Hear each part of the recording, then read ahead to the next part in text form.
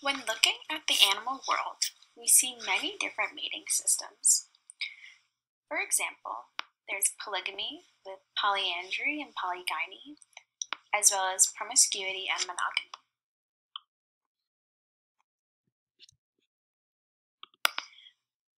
For example, humans have been known to exhibit monogamy. Like humans, many other mammals, such as prairie voles, are also monogamous.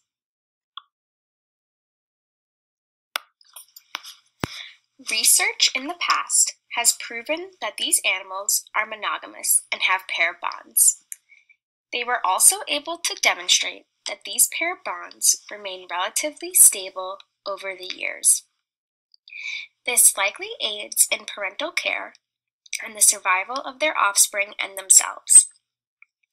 In addition, researchers have found evidence of aggression towards unfamiliar voles of the opposite gender.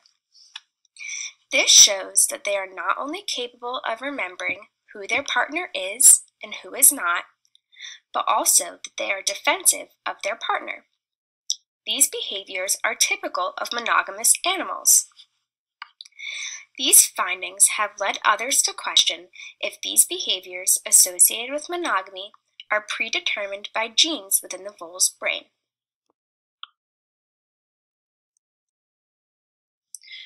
Researchers are interested in figuring out why some animals are monogamous and some are not. They have wondered if the behavior is learned through observation, if it is simply a choice, or if it is something encoded in their DNA. Because voles are good model species, researchers have been interested in determining if there is a neural mechanism that could explain their monogamy and its associated behaviors. It is thought that findings in these voles could potentially explain if there are any neural mechanism for monogamy in other animals of interest, such as humans. It is also thought that this could explain differences between gendered behavior, as well as differences in parental care across and within different species.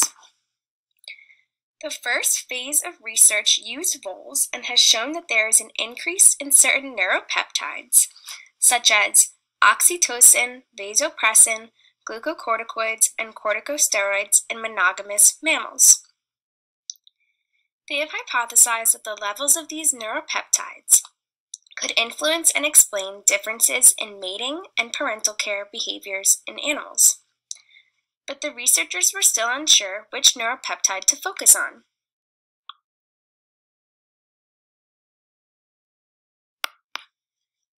After looking into these neuropeptides, researchers have focused on the vasopressin receptor in voles. They have specifically honed in on the AVPR1A receptor as a potential genetic determinant of monogamous behavior in voles.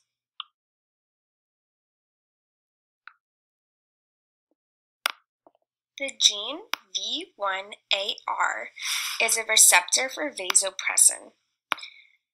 Research has shown that this receptor level can influence behaviors in the brain of voles. For example, voles with low levels of this gene will have poorer memories. They will thus be less likely to remember past encounters and mate with multiple females, because they are unable to form a pair bond with a poor memory. These males are also more likely to have a larger home range. Their poor memory also allows them to forget aggressive female encounters and thus mate more.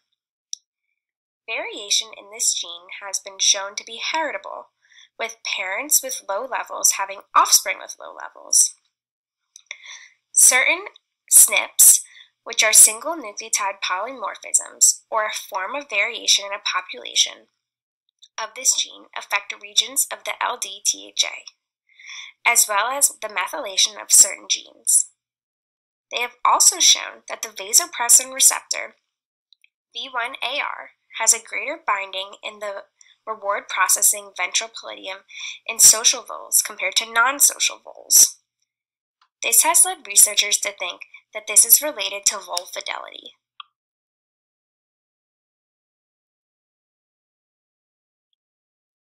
Because the vole findings were so promising, researchers started to examine the V1AR gene in humans as a potential cause for monogamy. Unfortunately, they found no shared sequences between humans and voles. However, they did find 3 repetitive sequences within the human gene. These sequences have oddly been associated with various degrees of autism, a predictor of the age of first sexual intercourse, as well as various levels of altruistic behavior. Based off these findings, it is clear that these repetitions influence social behavior in humans.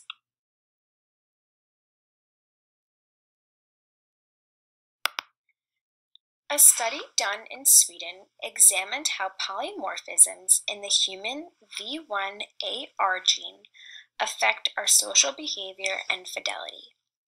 They examined 522 same-sex pair twins and then their partners. They used various scales to measure pair bonding as well as the quality of their marriage. This research found that one allele in particular, the RS3 allele, was a major predictor of the quality of marriage, likelihood of divorce, and chances of later marital conflict. The data showed that males with this allele are more likely to be unhappy with their marriage. In addition, males who have 2 copies of this allele are even more unhappy than those that have 1. This shows that there is a correlation between a gene in our brain and the likelihood of a successful monogamous relationship.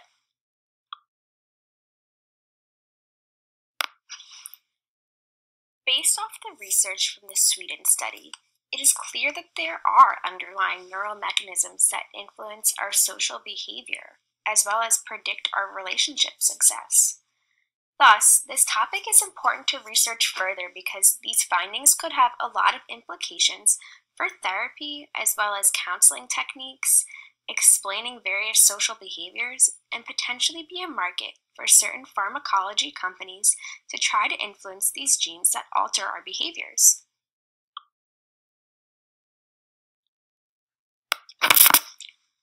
On a more micro perspective, I think a lot of explanations for human behavior can be found by examining the RS3 allele in humans.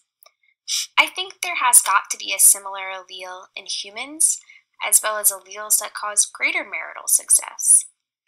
I also think looking more deeply into other neuropeptides could explain different aspects of human behavior.